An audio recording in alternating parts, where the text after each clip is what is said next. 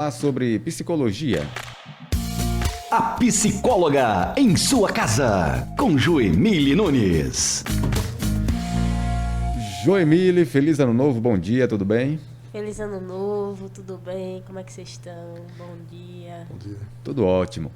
Em muitas situações, o hábito da comparação pode ser algo bem produtivo, mas em outras, a comparação pode provocar o declínio da autoestima. Situações nas quais pode ser produtivo fazer comparações de si mesmo em relação às outras pessoas. Quando estiver traçando metas e precisa identificar o que gostaria e o que não gostaria para si mesmo, a comparação pode ajudar a perceber ganhos que seriam interessantes. Isso motivaria a pessoa a se engajar no processo de busca destas características desejadas. E aí eu pergunto para Joemile, quando é positivo fazer uma comparação e quando não é positivo?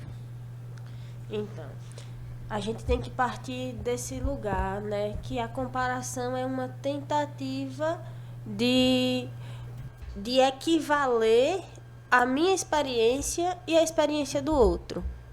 Não é isso? Como é que a gente vai fazer isso? Como é que é possível fazer isso? Criar uma equivalência entre a minha experiência e a experiência do outro. Se nós temos experiências tão diversas, tão diferentes, né? Se eu venho de um lugar que é totalmente diferente do seu, que é totalmente diferente do seu, que é totalmente diferente do seu e de todas as outras pessoas, de maneira geral, né? Então, a gente precisa lembrar de antemão que cada pessoa vai ter os seus afetos, né? As forças que agem sobre o seu corpo. Então, não tem como equivaler experiências que são tão discrepantes, né? Então, esse intuito de comparação, né? Essa mania de se comparar, essa ideia de que é necessário se comparar com o outro, é uma tentativa de avaliar em que lugar eu estou nessa lógica de competição, né? A gente vive num sistema onde a gente está o tempo todo competindo com o outro. Se a pessoa comprou um vestido caro para passar o Réveillon, se a minha amiga, se a minha vizinha, né, eu também tenho que comprar. Se a minha vizinha foi para Pipa no Réveillon, eu tenho que ir para Alagoas, né? Eu tenho que ir para um lugar que seja tão bonito na foto do Instagram quanto. Então, essa lógica de competição, ela é muito destrutiva, porque cada pessoa vai ter as suas próprias condições de acesso, de desejo, né, de possibilidade, que é diferente para cada um. E quando é positivo? Eu não consigo tratar a ideia de comparação de maneira positiva, tendo em vista que ela é uma engrenagem, né, dessa competição que adoece. De uma competição que não é saudável, porque eu não estou levando em consideração as minhas possibilidades, as minhas condições, o meu desejo. Eu estou levando em consideração um lugar onde foi pré-determinado que eu tenho que chegar, que é o de quem tem mais, de quem tem mais acesso, de quem pode mais. Então, uma coisa é esse espírito de competição, onde a gente, né, cria um intuito de esforço, onde a gente se anima para fazer algo num esporte, numa atividade, né, lúdica. No entanto, quando a gente fala dessa comparação, que é engrenagem para diminuir a autoestima, para limitar os nossos desejos e para forçar a gente a chegar num lugar que não tem sentido para a gente, mas que foi pré-determinado, é completamente negativo e adoecedor. Mas podemos debater sobre isso também. Certo. Falando de comparação, eu creio que nós, mulheres, de forma muito mais acirrada, somos ensinadas desde pequenininhas a nos comparar umas com as outras, né? É aquela velha história. Mulher se arruma para mulher, né? A mulher se arruma para competir com a outra mulher. Então, quando tem uma mulher bonita, arrumada naquele espaço, é como se as outras mulheres fossem convidadas a se incomodar com aquilo. Por que que isso nos foi ensinado? Por que que a mulher não pode elogiar a outra mulher, ficar feliz porque a outra mulher é bonita? Sem competição, sabe? Sem comparação. Como desconstruir isso? Nesse sistema patriarcal, né, a mulher ela é construída enquanto um produto mesmo, né? A mulher compete com outra mulher o desejo de um homem, né? O desejo de um possível marido, de um possível namorado.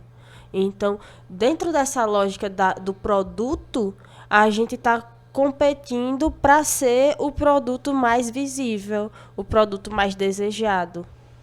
Né? Então, desconstruir isso é lembrar que o nosso corpo é um corpo de desejo legítimo e que não tem que desejar algo que foi pré-estabelecido ou pré-determinado, né? Que não tem que se orientar para o desejo de um homem ou de um outro. Né? Que não serve para obedecer normas que foram criadas, né? A partir de um projeto de sociedade, de um projeto de vida que não necessariamente vai fazer sentido na nossa experiência. Muito bem. Um processo, por exemplo, psicoperático pode surtir, no caso, bons resultados para os casos mais extremos? Com certeza, Tony. O que é que o processo psicoterápico vai tentar, né, contribuir? Exatamente construir junto com essa pessoa a compreensão, o entendimento das questões dela em relação a essa necessidade de se comparar. Então, por que eu me comparo tanto? Né? Por que me incomoda tanto não ter viajado no Réveillon, não ter tido uma ceia de Natal parecida com aquela que eu estava vendo nas fotos dos meus seguidores, né? Das pessoas que eu sigo na rede social? Então, essas questões vão ser tomadas com um outro olhar, né? Produzindo questões que talvez no nosso dia a dia, com os nossos amigos, com a nossa família, a gente não consiga produzir. A partir do conhecimento da psicologia, sempre. Então a gente percebe nas suas respostas, você sempre cita as redes sociais. As redes sociais estão sempre presentes em nossas vidas, né? E isso diariamente, o tempo todo. Como é que a gente pode controlar isso, buscando não fazer esse tipo de comparação, acessando as redes sociais de forma saudável, sem fazer essa mania de comparação o tempo todo? As redes sociais é uma realidade, né? A gente não pode negar a presença intensa que as redes sociais têm na nossa vida hoje. Então, a meu ver, a melhor maneira de ilustrar essa situação. A gente poderia até trazer outros aspectos, mas talvez a rede social tenha realmente essa evidência, pelo menos nesse momento da nossa sociedade. Olha, as redes sociais, elas são ótimas. A gente tem acesso a muito mais informação num tempo diferente do que a gente tinha antes, né? As pessoas têm uma capacidade de comunicação, de compartilhar o que está experimentando cada uma no seu lugar, e isso ser amplamente, né, acessado por uma gama de pessoas imensa. Então, é positivo. Através das redes sociais, a gente tem acesso a informações sobre saúde, sobre sociedade, sobre política, né? Dicas, humor, né? A gente dá risada, a gente acompanha o que está acontecendo na vida de pessoas que a gente gosta, que estão distantes. Então, é necessário atentar mesmo, se perguntar qual é o meu desejo, né? O que é que me mobiliza dentro da rede social. Se é alguma coisa que está me trazendo potência, se está melhorando o meu dia a dia, ou se está me deixando triste, frustrada, né? Se está baixando a minha autoestima, se eu sinto que o meu valor é menor do que o das pessoas que eu estou vendo lá na rede social. Sempre questionar, uma coisa que eu sempre digo aqui, né? Questionar. Não passar pela vida naturalizando tudo, achando que tudo está normal e que não tem jeito. Questionar, tá desse jeito? Por que está desse jeito? Né? Como é que foi construído? Se foi construído, como é que eu posso reconstruir? Eu quero reconstruir, eu não quero reconstruir. Não deixar que as coisas sejam sempre como são, como foram. As coisas não precisam ser sempre iguais. Nós não temos que ser iguais uns aos outros. A vida, ela é ampla e diversa, e a gente tem sim uma capacidade de construção. Então, vamos aproveitar. Joemília, acho que a inveja entra nessa ala da comparação, né? Sim, sim. A inveja é um sentimento, né? Que está totalmente relacionado a esse desejar o desejo do outro, né? Eu não conheço o meu desejo. Ou eu não sinto que eu sou capaz de realizar o meu desejo. E aí eu olho para o outro que está realizando e desejo o que ele tem, né? Desejo ser ele, desejo fazer o que ele faz, desejo ter o que ele tem, de uma maneira que é abstrata, né? Que é no campo do sentimento e que não reflete a ação. Porque muitas vezes, né, a inveja está relacionada a essa sensação de incapacidade, de eu não sou capaz, de uma insegurança, né? O meu amigo consegue, o meu amigo fez e eu não consigo fazer. Nem sempre isso é consciente, né?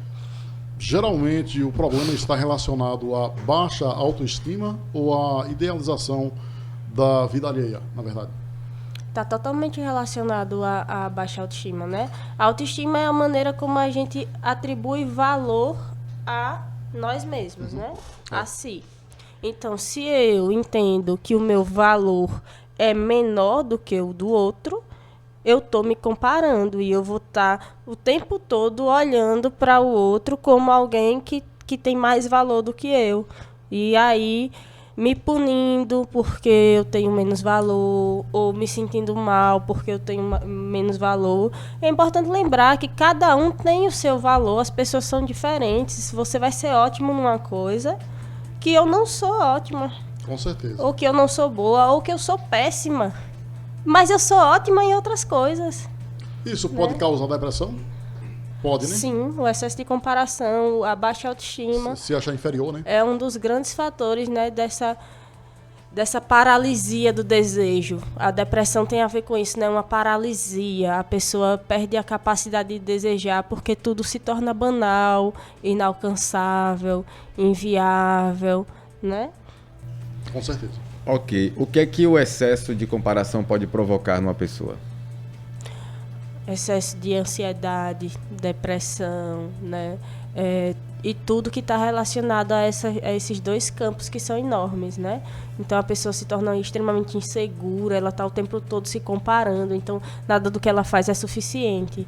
Eu não falo porque eu não vou falar tão bem quanto o meu colega fala. Né? Eu não conto uma história porque a história que o meu colega contou é muito mais interessante. Não tem como reverter isso sem admiração, em um processo terapêutico? Sem o quê? Não tem como reverter isso em admiração? Eu invejo porque admiro? Num processo terapêutico, a gente vai identificar, né, que questões, que afetos estão em jogo nesse olhar, na maneira como eu olho para o outro. Não necessariamente numa reversão para admiração. Possivelmente sim. Mas pode ser que eu entenda que eu só presto tanta atenção em você porque eu queria falar de um jeito parecido com o que você fala. Na medida em que eu me sinto segura de falar, às vezes eu até paro de prestar atenção. Né? Não necessariamente eu fico admirando. Eu posso ficar grata por ter aprendido com você, né? Eu posso dizer, poxa, a Isabela fala muito bonito, ela tem uma capacidade de articulação, mas a atenção que eu vou dedicar a isso necessariamente vai estar relacionada a uma questão minha. Muito bem, nós recebemos aqui a psicóloga Joemília Nunes, do Espaço Conatos, aqui de Cícero Dantas. Joemília, um abraço para você e um bom final de semana. Muito obrigada, um bom ano para todo mundo, né? De muita realização dos nossos desejos, de capacidade de desejar. Ok, tchau, tchau.